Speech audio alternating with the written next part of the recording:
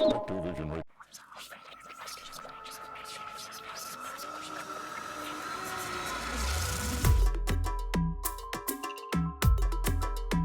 Welcome to Caribbean Mystics Podcast, where we marry mysticism, superstition, and lore. I'm your host, Paulina. And I'm your host, Gabrielle, and we are your resident Caribbean Mystics. Join us today as we explore the depths of real supernatural stories told by real people located right in our very own backyard.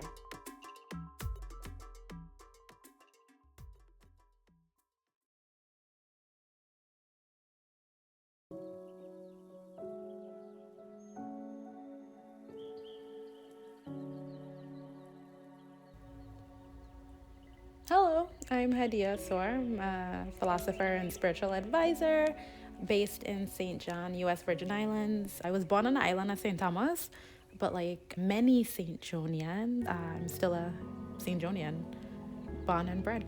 I grew up in a family with parents and a mother specifically who really loved to read and really loved books.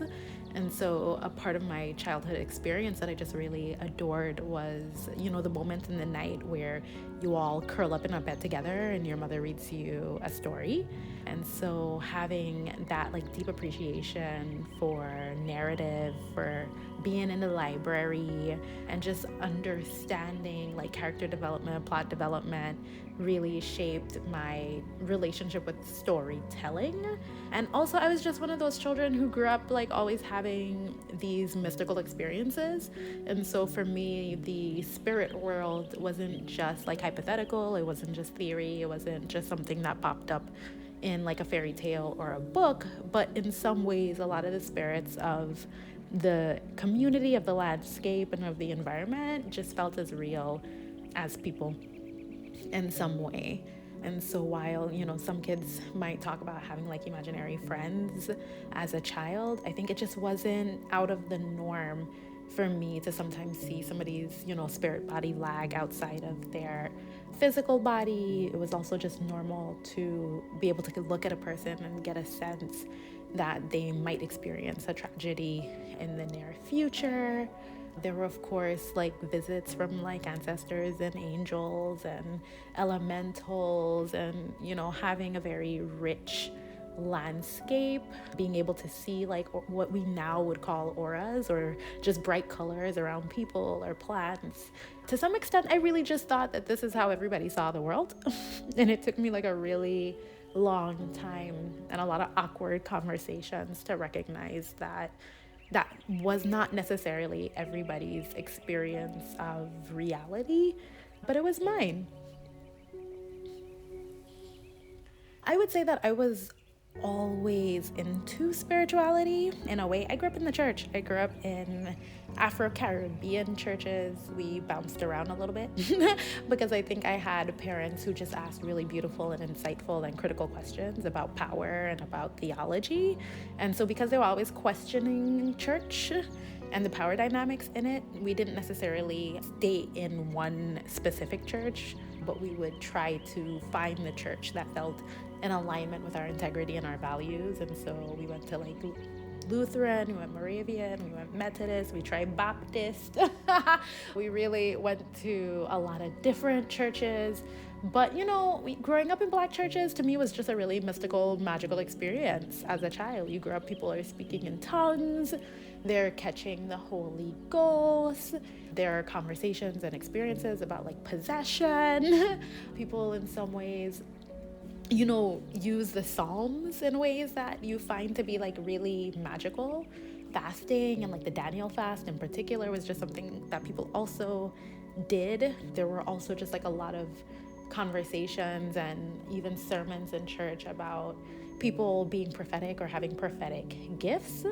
And so in a lot of ways, my magical or mystical inner world was just very alive and always very alive. And I think it also just had a context in the church. And so I remember as a young kid, because I was having those experiences, and then also it was just such a conversation in our churches, my inner knowing just really cared about as a child. And so I was always praying for clarity and like my spiritual discernment. And I find that that prayer really stuck with me throughout the course of my life. When I was in college, I don't even remember what they call this now, but I went to Spelman in Atlanta. And at the time, they had this program for people who wanted to be like church or chapel assistants. It was an informal theology program where you were a chapel assistant and you would essentially help with mass, with like the church sermons in the chapel on campus. And I was interested in that. There was a really big Hebrew Israelite community in the west end of Atlanta where Spelman was located. And I think I was just also just really curious about some of the like Kabbalah teachings out of like the Hebrew tradition. And so I just found myself studying a lot of different spiritual traditions to try to make sense of the experiences that I was having in life. Shout outs to my college roommate, right? We had a dorm room that we shared on campus. And at the time, my roommate didn't have a key to our room. And not only did she not have a key, but the door essentially would lock, right, when you exited it. And so I remember there was an afternoon where I took a shower, I came back into my dorm room. I used the key to open the door to enter the room. My roommate was not in the room at the time, she was in class. And I put my key on my desk, which was at the foot of my bed. And then I laid down to take a nap, right? And of course, the door is locked. And so my roommate doesn't have a way to get into the room. And so when she comes back from class, she like knocks on the door to get in. And I get up and I go and I open the door for her. But then I look at the desk and there's no key on the desk where I left it, right? And so I start looking for my key. I look in the garbage, I look in the bed, I look on the floor. My roommate helping me, we did try and find the key together. We look and we look and we look and we cannot find the key. And I just remember in my spirit being like, wow, a fairy take my key. Like a fairy took my key. And I don't know why or how I knew that, but I just knew that that's what happened. And we teared that room apart looking for the key. Never found it in those like immediate days. And so we had to leave our dorm room unlocked for days on end, right? And it was such like a weird experience because I remember we called our parents. We're trying to tell them like about how we lost the key. They're of course trying to be really practical. They're like, you guys keep looking, you know, this is ridiculous. The story don't make no sense. Please stop trying to talk to us about fairies. And then I remember it got to the point where a little over a week or so had passed. We clearly need a key. We can't keep going on like this. We now have to cough up the money to go get a new key made on campus, right? And I remember going back to my room one day. I think it was probably like $20-something. But, you know, this is when you're young and I did not want to spend the money I was making on my little 2 jobs on a key. And I remember just sitting on my bed and I had started, of course, Googling a lot about fairies because since I felt like a fairy took the key, I was like, okay, I have to figure this out. And somewhere on Google, through like one of the blogs or something, somebody mentioned that fairies just like shiny stuff. And so I took out like a quarter and I just remember like saying a bit of a prayer and telling the quote unquote fairies that, hello, I need my key back. Okay, I love you guys. This is great. I hope you had fun. I understand that the key is shiny, but I truly, truly need my key and that they could have the quarter instead. And like I put the quarter right where the key was on the desk at the foot of the bed. I went and I took a nap and I woke up and my key was there. Okay.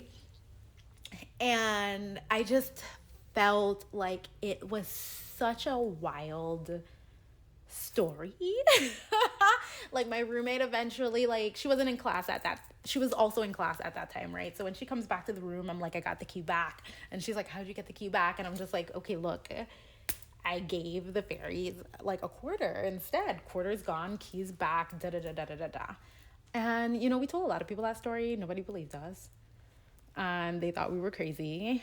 But I think for me, it just really solidified that like the spiritual world was real. And I think prior to that, you know, with spiritual experiences, sometimes you just feel a little crazy or a little odd or like a little bit strange. But it was so almost visceral of an experience that it was hard for me to explain it away. And like I tried so many different ways of explaining what could have possibly happened.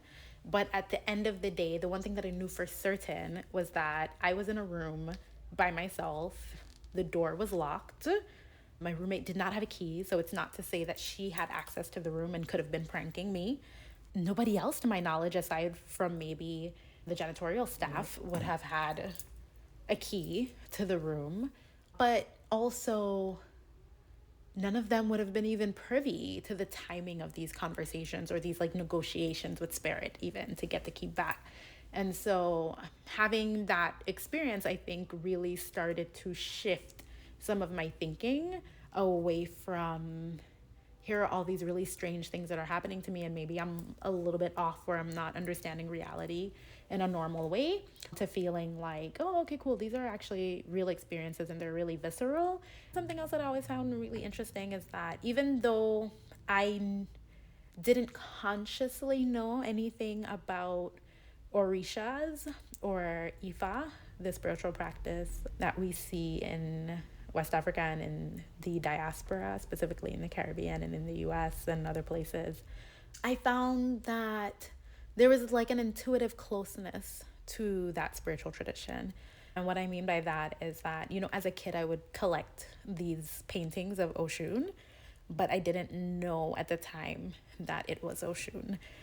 I think I was much older when I learned that, okay, this is the Orisha of the river, of beauty, even of divination, and that I have like a particular affinity for her in that tradition. And then also, I would say that like when I was younger, I would dream about talking about the Ifa tradition. I find that that interweaving of the dream world, of mystical experiences, of like even prophetic experiences, like I dream about all my kids before I officially know that I'm pregnant. Like I always have a dream that lets me know, okay, now is the time to go get a pregnancy test.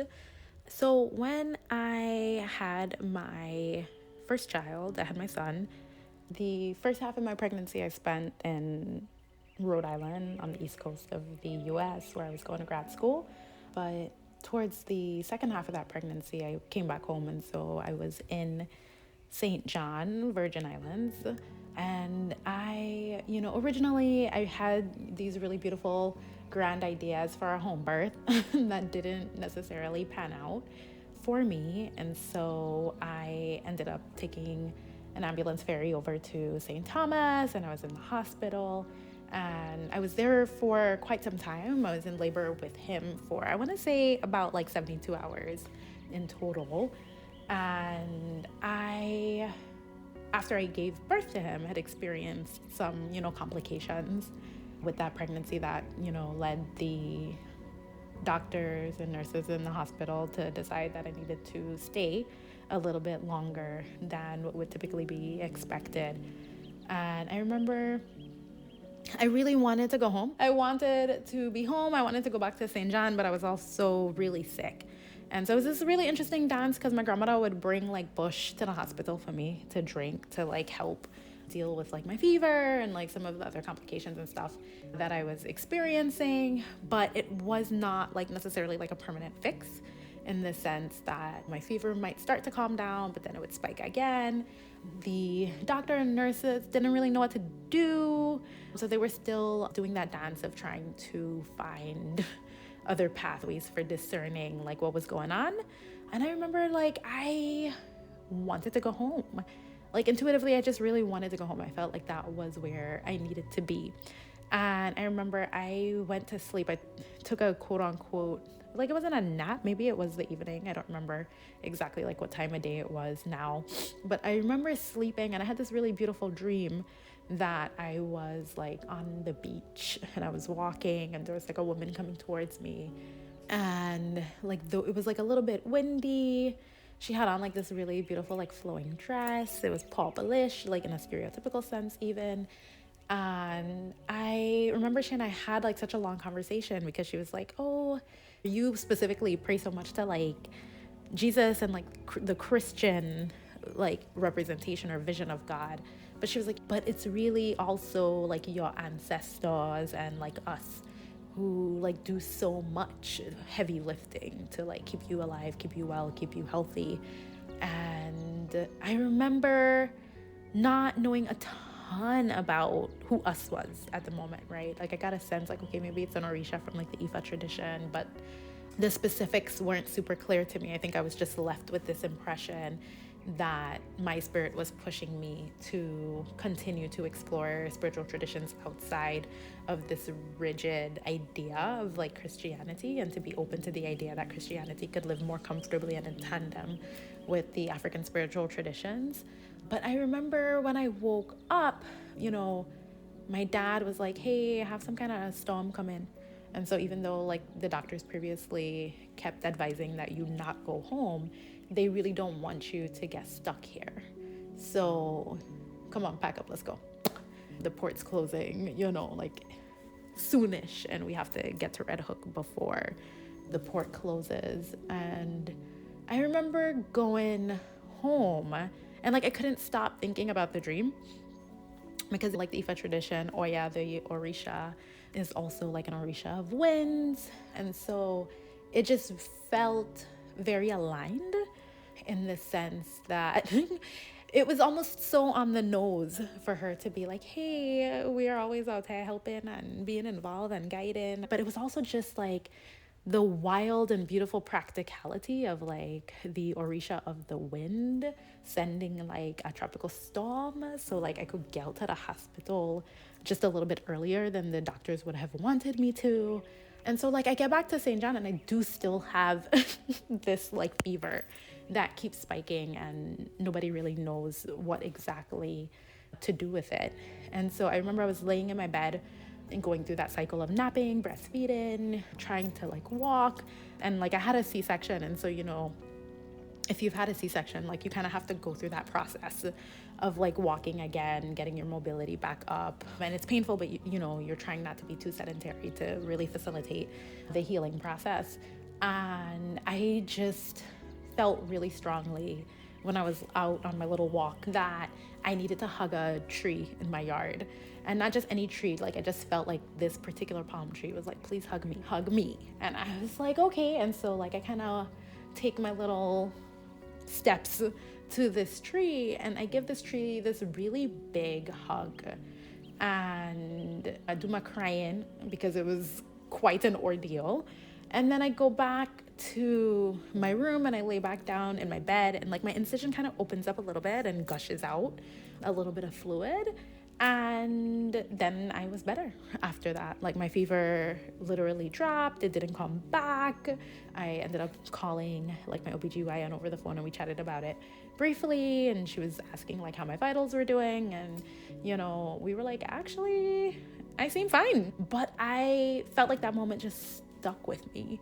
And it stuck with me in part because in this experience, actually in like all of these experiences, I feel like a part of what happened was I was just growing in spiritual confidence, because I think that sometimes when people have like spiritual journeys and experiences, there's like a lot of fear online about like psychosis.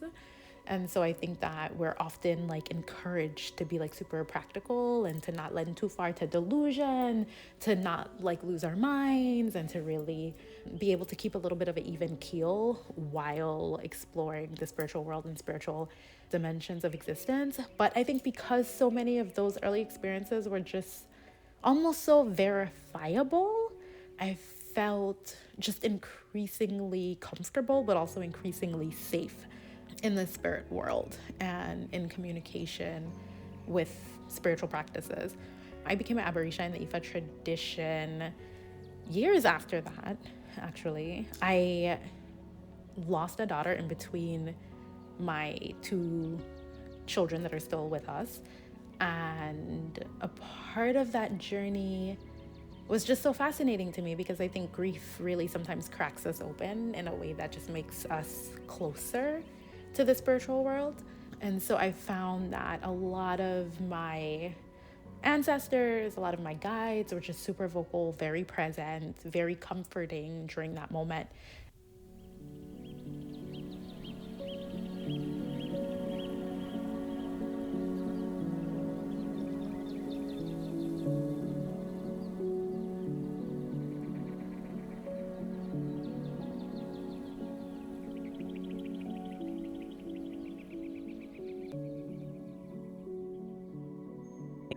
Hey guys, welcome to another episode of the Caribbean Mystics podcast. My name is Gabrielle.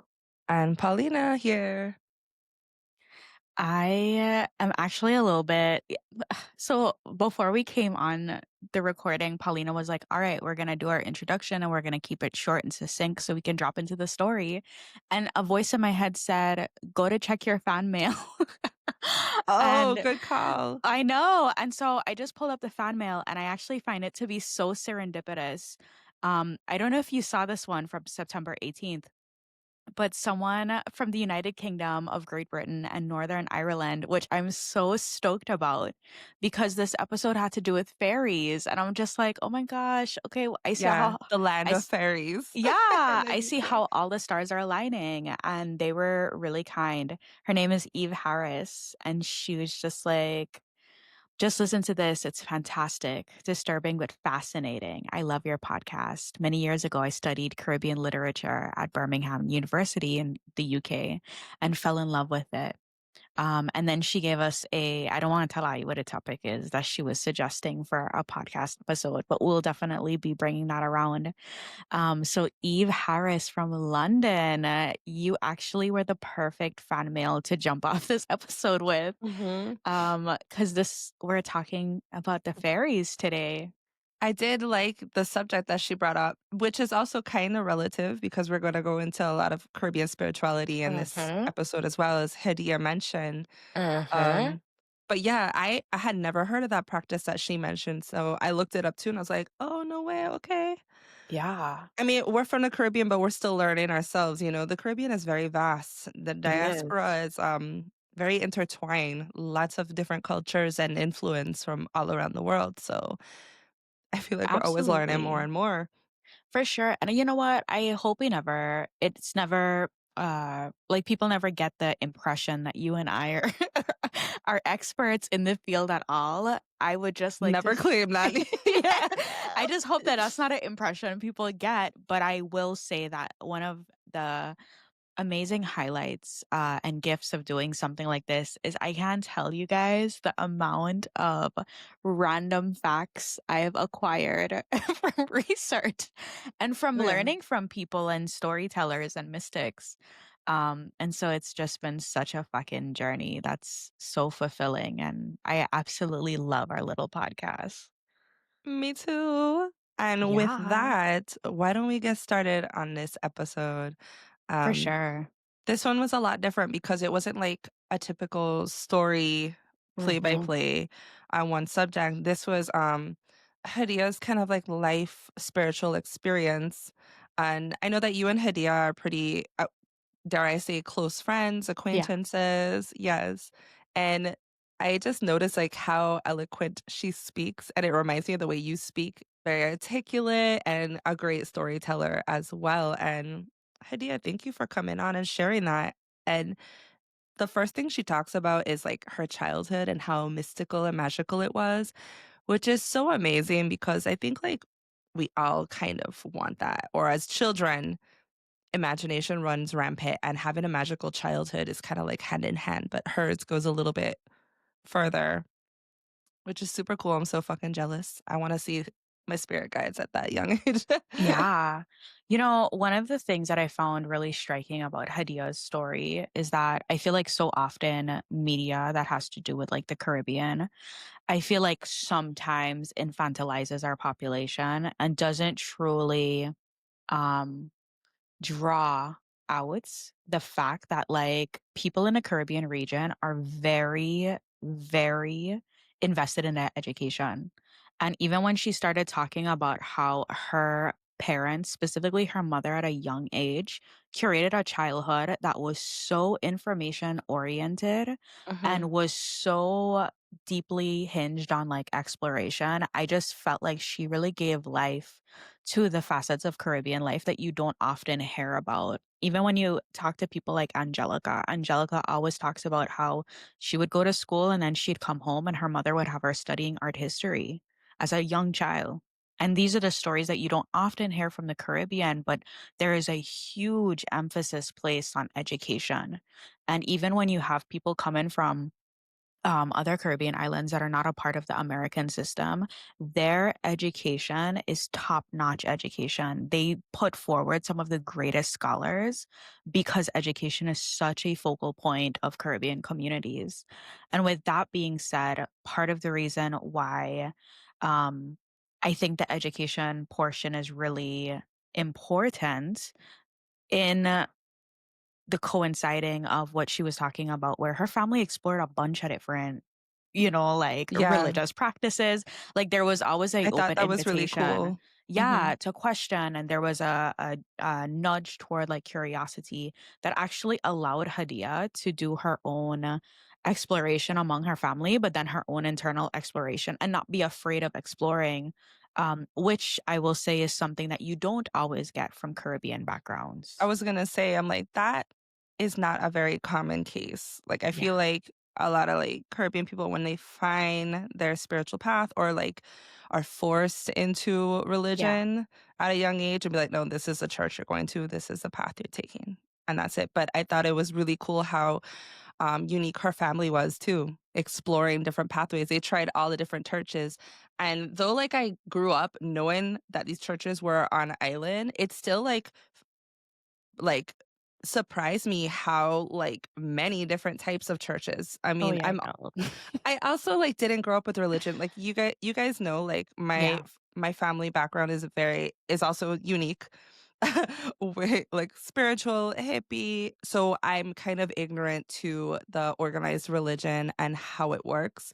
But she was mentioning all these different churches and I just found that fascinating. Like, wow, because a lot of times my impression was like people that go to church are very like rigid and you don't Mhm. question it and you Mhm. follow the Bible, you follow this, that. But for her, I like that she kind of created her own personal belief system, intertwining the Mhm. different churches and practices that she explored and had the opportunity to do with her family.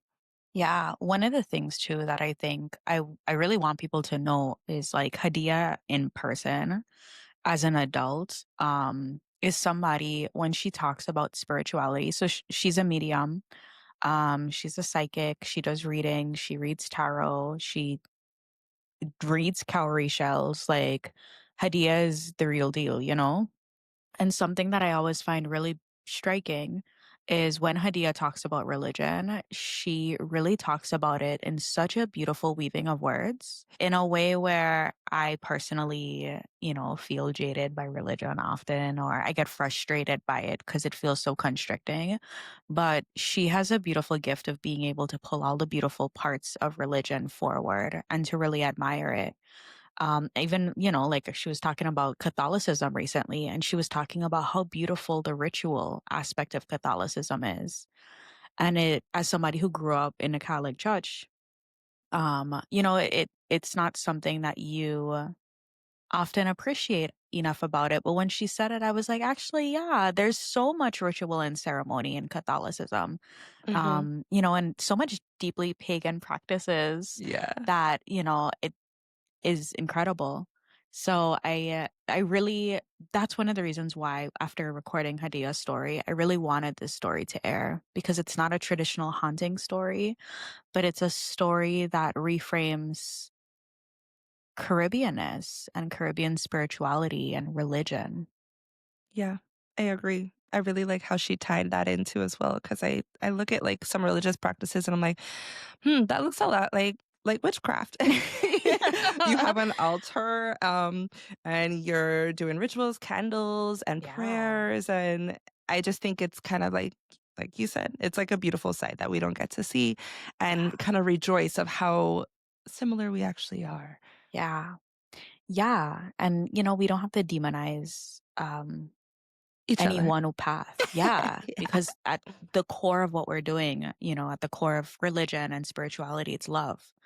But, you know, anyway, to carry this conversation forward, I was also deeply gagged at Hadiya's fairy encounter.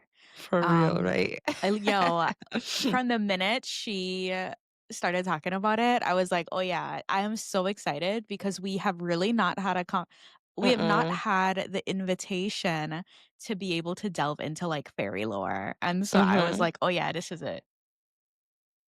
Absolutely. I was hoping it would be in the Caribbean, but Yeah. it wasn't, you know? But also, you don't hear about Caribbean fairies very much anyways. But Mhm. apparently there are some legends. They're not as well known, but there are on some islands. So they go by fairy maids instead of fairies. And Really? yeah, so I think this lore came from like Trinidad and Tobago. It might be different on different islands, but they usually present in caves or behind waterfalls and in the rivers. In the ocean, mermen live. And of course, they're like siren gifts and they lure like beautiful women. And then in the rivers, it's fairy maids and their mates. The fairy maids are also seductresses and bring men and steal their shadow, which leads Mm. them to a crazed and demented state. And in order to like break this spell and reverse it, they have to flee to a flowing river and go to the river's edge without looking back. Another one says that they need to leave a pair of shoes and the other pair thrown into the beach. Some variations is also you need to burn one shoe and leave one shoe by the beach and then turn around. You'll break the Mm. spell. But the common factor with these fairy maids is that they all possess one hoof, which I thought was so interesting because, as we know, this is such a repeated um, cycle of stories with Cowfoot Woman and La Jobless. There's Mhm. always that hoof. Um, with the fairy maids, they say it's a deer hoof, but who knows? The one hoof thing is a trend amongst Caribbean folklore. Yeah, you know, one of the fascinating parts of this story is Hadiya went to Spelman College, right? Which is in Atlanta, Hmm. Georgia. And I think I've mentioned this like long ago on a podcast, but I fell down a deep, deep, deep rabbit hole one day because someone who studies Hmm. history or anthropology specifically was talking about how the Appalachian Mountains and Mm. the Swiss Alps at one point used to be connected when Pangea was all together. And if you know anything about like the highlands of Switzerland and, you know, Ireland, and you know that there is a lot of lore that is connected to fairies, but is connected to a lot of different other, you know, like gnomes, you know, there's just all of these other entities, centaurs, et cetera, et cetera. Anyway, so when Pangea broke apart, that mountain range broke apart as well. But it just so happens that that mountain range exists as the Appalachian Mountains in the United States. And there is such intense lore about the Appalachian Mountains, and the people that live in Appalachia have these almost cultural traditions centered around how to behave, you know, like around the nighttime in the area, you know, like what things to look out for. And similar No to what whistling. Yeah. yeah, don't go if your name's being called. And Yeah. so I found it to be really interesting because the Appalachian Mountains runs through northern Georgia. And one of the reasons why I also wanted to bring this up is because to cement this point in how it could be that the passage of spiritual practice has and some of these belief systems have come with like people that were coming from Europe to America during the, European expansionism. And so they could have brought their traditions and lore with them. Or it could be that people, which I think it is, that people are experiencing very similar phenomena despite being across the world because the mountain range is connected.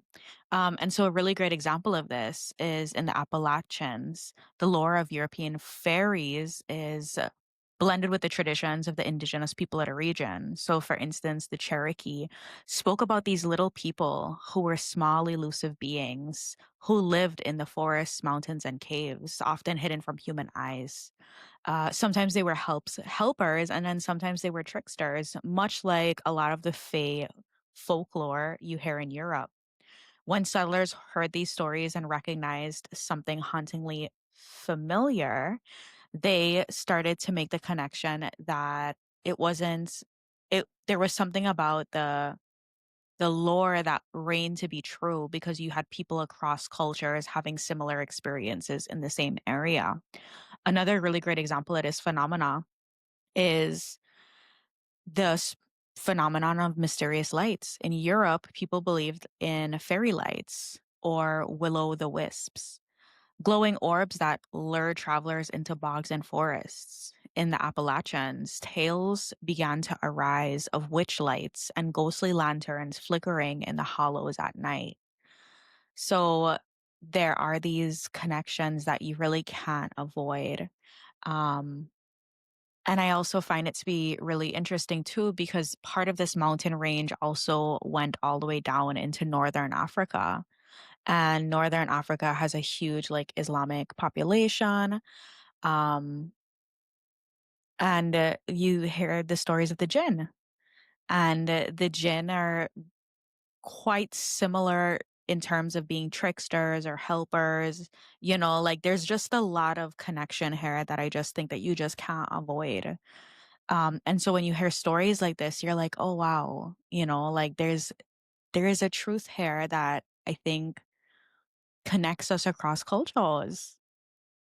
When you're talking about the Will o' the Wisps, it reminded me of Anastasia's story on Mhm. Nelty Beat when she's talking about the little blue orbs that were following her. Because I was like, I know we talked about fairies at one point, Yeah. very briefly, and I think it was for that episode Yeah. with the blue lights. Um, but yeah, absolutely. I think it's all related, just like everything else we always talk about. Just like everything else. And then just to kind of close up the fairy conversation, I was really intrigued by her asserting that the fairies like shiny objects. And so I obviously Mm. had to do some research. And one of the reasons that fairies really enjoy these shiny things is they like to adorn their homes. And apparently, they're like deeply aesthetic creatures who really love beauty around them. And the Taurus in me is just like, oh, yes, girl, I understand. I would steal some coins too and keys to make my home prettier. But also, they use it as offerings. So they see it because for so long people lived in communion with the Fae.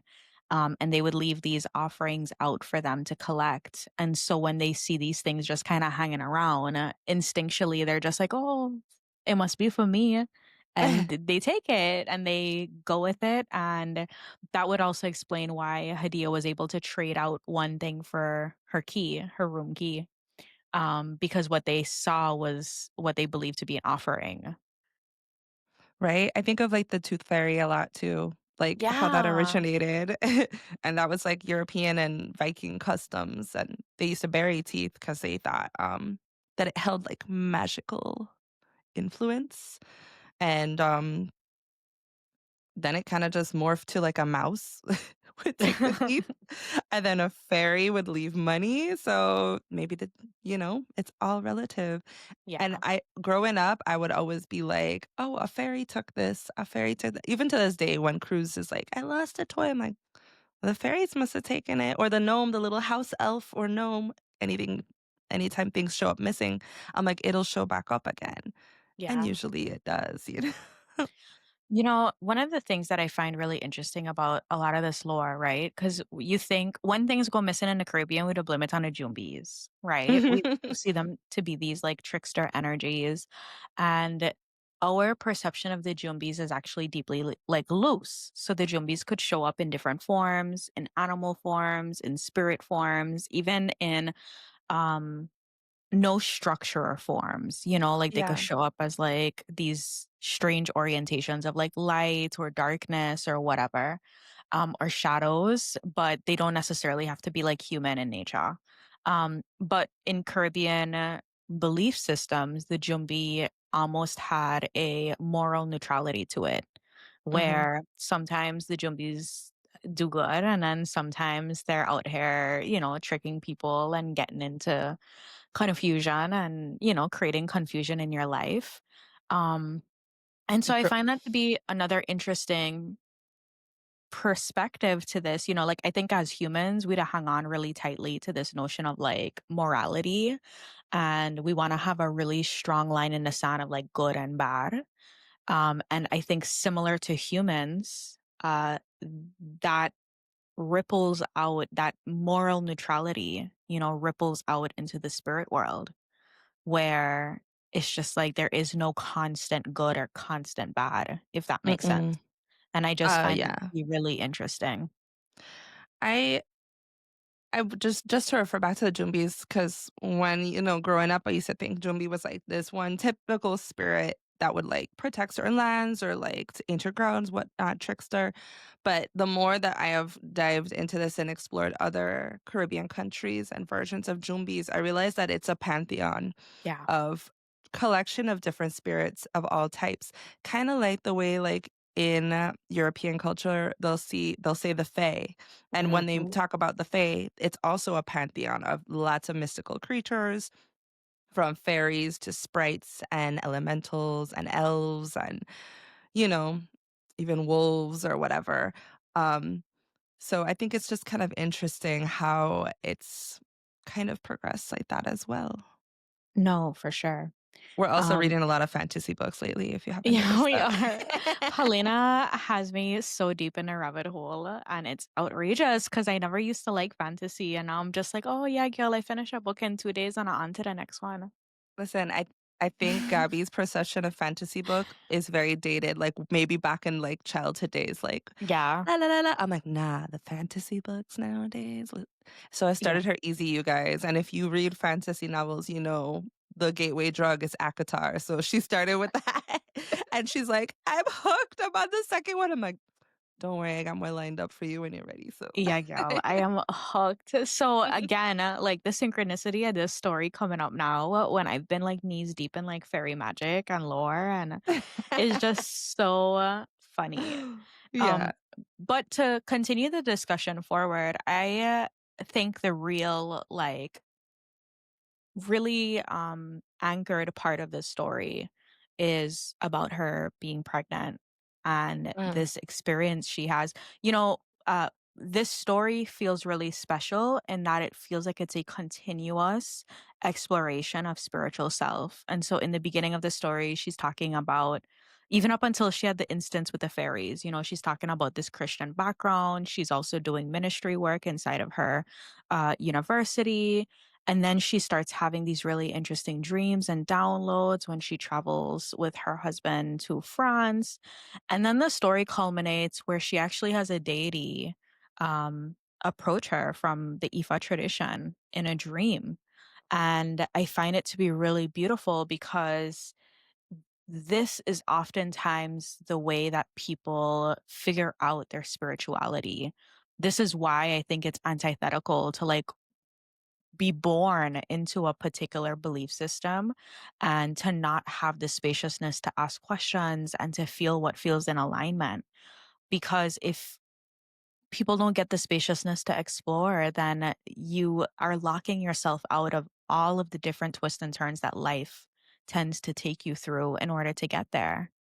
So to conclude, I really just think that this is a really special story, because we really do see the transformation of belief system as the story or stories weave together so beautifully, culminating with a dream that she gets from an Ifa deity slash goddess, that's essentially acquainting itself with her and being like, hey girl, like all of this focus that you've been doing, praying to Jesus and this, that, and the other, it's us, like it's your African ancestry, it's your Ifa deities, it's your ancestors that are actually here and we want to connect with you. And it sets her on this path of like deep connection and devotion, like to the parts of yourselves that you don't explore.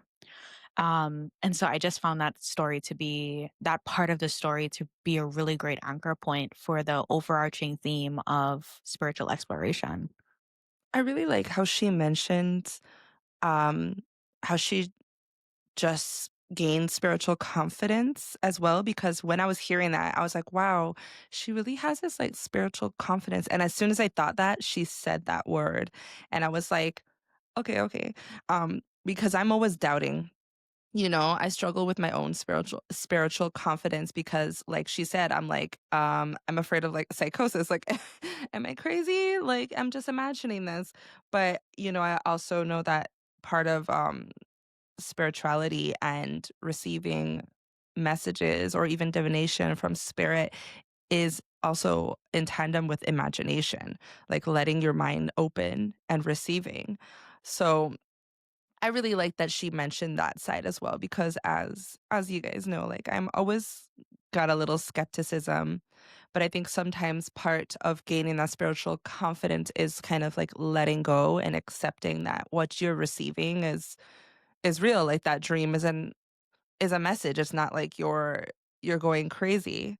Yeah. And I think I'm just always looking for like validation. That's my thing. You know what I mean? I'm like, well, how do I know for sure? I need an outside factor to validate that this was real. You know what I mean? But I like that she just knew. She had this knowing and it just propelled her into this state that she's in now. Yeah. No, I agree with that. And the whole point of her being pregnant, I also thought was really interesting.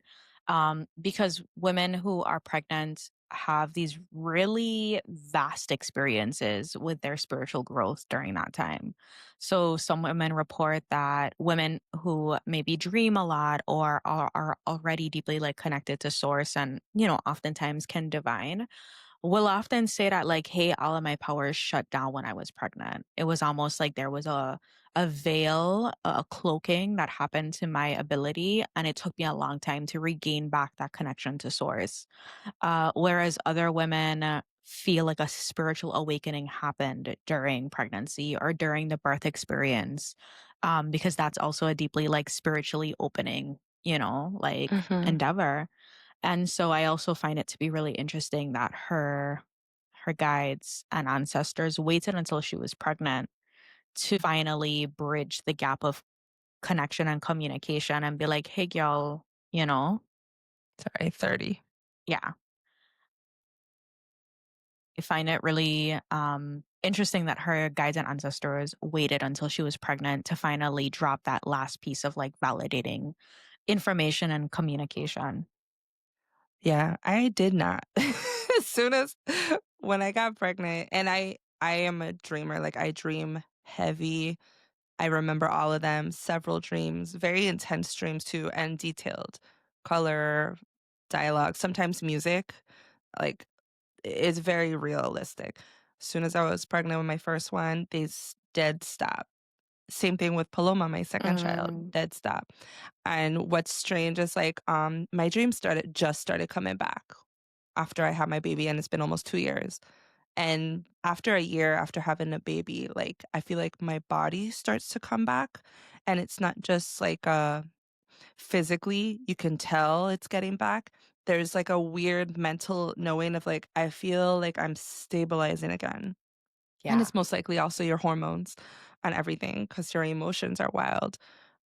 But it's different, like after Paloma, it's I think I was telling you like my I think my hormones are like crazy, but my dreams just started coming back now, easing into it. And a lot of what I hear too is like when that happens for some women, their dreams stop, their power stops coming, they stop receiving it. It's like to focus on the child. So I think it's interesting that she had this awakening while she was pregnant because I feel like I don't often hear that.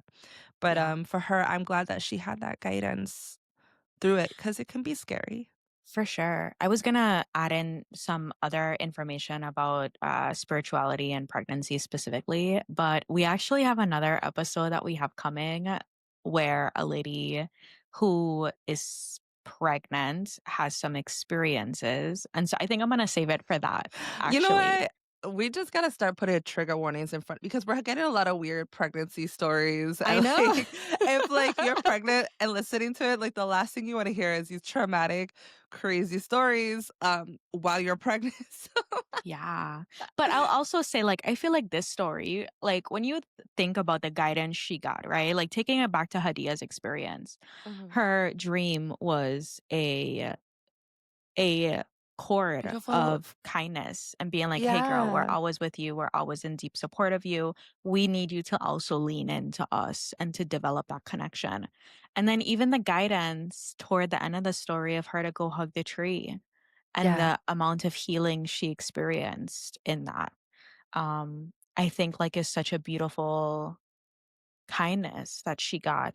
And so I don't want a pregnant woman to be afraid. I think that people who are paying attention w- to their spiritual self and development may come to find that pregnancy offers you a lot of insight, even if you feel like your powers have shut off. Yeah. And back to the tree hugging, I totally relate with that. I've always felt similar with nature and trees. When I first moved to the States and I saw like the redwood forest, these giant, majestic trees that are ancient and they've been around for hundreds of years, what they've lived through, what they've witnessed, and also that they are a community in and themselves. Like they are alive in a different way. Yeah. And I just had this pull to want to wrap my arms around it and embrace it. And when you do, and I'm encouraging you guys to hug a tree that you feel this connection with because it feels like you're hugging a person.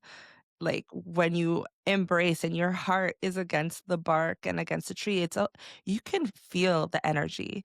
You can feel like a pulse coming back to you. And this practice or tree hugging, such a bad rep behind it.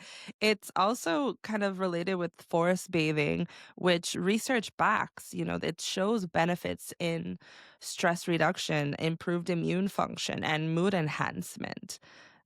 It's rooted in ancient traditions and scientifically linked to increase oxytocin.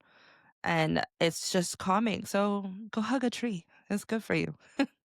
I think trees are record keepers. And I find that depending on how a tree was used, or, like people used to do some weird stuff with trees, like obviously kill people on the branches, or they would make offerings to entities that they felt lived in the tree. And those stories aren't always super positive either.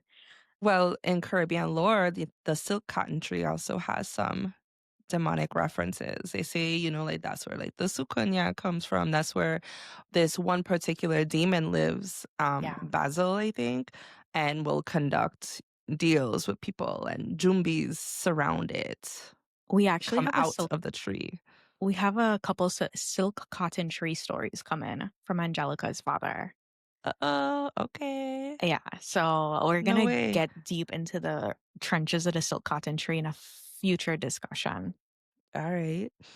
Well, I think this just about wraps up this Yeah, well, episode and chat. Thank you guys for sticking around if you do. And I just also want to say, like, if these discussions feel a little dragging for you, and sometimes, like myself, I like to put things on speed, you can do that. There's a way yeah, that you can make us talk faster if you're like, get to the point. Um, Thank you for sticking around. And I also want to say, please leave a review. We need some new reviews up. I feel like the ones that we have are a little dated and they really help us go a long way, support the podcast. You guys that are subscribing to our Patreon, you have no idea how much your $5 a month, think of it as a cup of coffee that you're giving us a cup of coffee once a month. It Yeah. goes such a long way to support the software and the development of this show and all the expenses. Yeah, So for thank you sure. so much. If you enjoy this show, just donate a cup of coffee once a month and it goes a long way. And one of the benefits of being on the Patreon is you get the episodes a lot earlier, sometimes by Sunday, the prior Sunday. And also there's Ad no ads. free. Yeah, Yeah. no We have some ads. bonus episodes every once in a while, Yeah, bonus stories and features, interviews. Yeah, blogs. yeah. Mm-hmm. Yeah, and send us some fan mail because I was really excited to see Eve's fan mail. Thank you. And thank you guys so, so, so much for choosing to be here. It is truly a pleasure. Yep. Have a good day. Bye, guys. Thank you for listening to Caribbean Mystics Podcast. If you enjoyed the show, don't forget to share with your family and friends. Like, follow, and subscribe to keep up with all of our spooky Caribbean content. Do you have a story you'd like to share that took place in the Caribbean? Email us at caribbeanmysticspodcast@gmail.com. That's caribbeanmysticspodcast@gmail.com. Or check the show notes for more info. Caribbean Mystics is created and hosted by Paulina Creaky and Gabrielle Carrard. Theme song is Folktale Juve Rhythm by Umi Marcano.